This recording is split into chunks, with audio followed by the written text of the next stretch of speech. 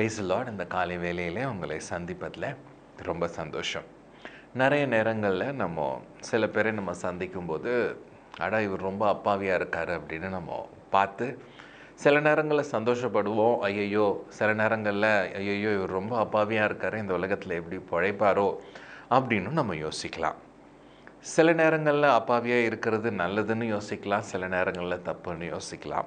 ஆனால் வேதாகமம் என்ன சொல்லுது அப்படி என்று நம்ம பார்க்கலாம். ரோமர் 16ஆம் அதிகாரம் 19வது வசனத்தில் பிற்பகுதி இப்படியாக சொல்லுது: ஆனாலும் நீங்கள் நன்மைக்கு ஞானிகளும் தீமைக்கு பேதைகளுமாய் இருக்க வேண்டும் என்று விரும்புகிறேன்.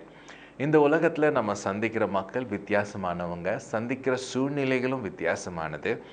அதனால் நம்ம எந்த காரியங்களுக்கு பேதைகளாக இருக்க வேண்டும்னா, சாத்தானுக்கும் தீமைக்கு இல்லை பாவத்திற்கு நிகரான காரியங்களுக்கு நம்ம பேதைகளாக இருக்க வேண்டும்.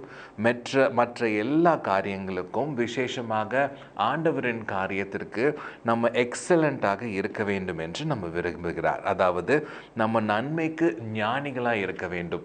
இந்த உலகத்தில் நிறைய நல்ல காரியங்கள் இருக்குது. ஆண்டவருடைய காரியமும் சரி, வித்தியாசமான வேறு காரியங்கள் நம்ம வேலை ஸ்தலத்திலும் வெளியே போகிற நேரங்களிலும் நிறைய காரியங்கள் நம்ம கற்று அறிந்து தேறினவர்களாய் நம்ம மாற வேண்டும். நம்ம அது தெரியாது, இல்லை எனக்கு அது தெரியாதே, ஐயோ எனக்கு அதில் பழக்கம் இல்லையா அப்படின்னு நம்ம சொல்லும்போது அநேகர் நம்மளை ஏமாற்றி விட்டு நம்மளை நடுத்தரில் விட்டுட்டு போய்விடக்கூடிய சூழ்நிலைகள் நமக்கு நேரிடும். இன்னொரு முறை அந்த வசனத்தை வாசிக்கிறேன்.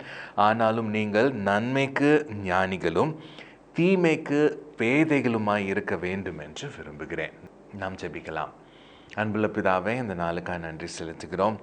இந்த வேலையிலும் ஆண்டவரே, நாங்கள் பார்த்த மாதிரி நாங்கள் நன்மைக்கு ஞானிகளாக இருக்க உதவி செய்யுங்க. தீமைக்கும் சாத்தானின் காரியங்களுக்கும் பாவங்களுக்கும் நாங்கள் பேதைகளாக இருக்க உதவி செய்யுங்க. எப்போ நாங்கள் பேதைகளாக இருக்கணும், எப்போ நாங்கள் ஞானிகளாக இருக்க வேண்டும் என்பதை நீங்கள் எங்களுக்கு கற்றுத்தாங்க, வழி நடத்துங்க. இயேசுவின் நாமத்தில் பிதாவே, ஆமேன்.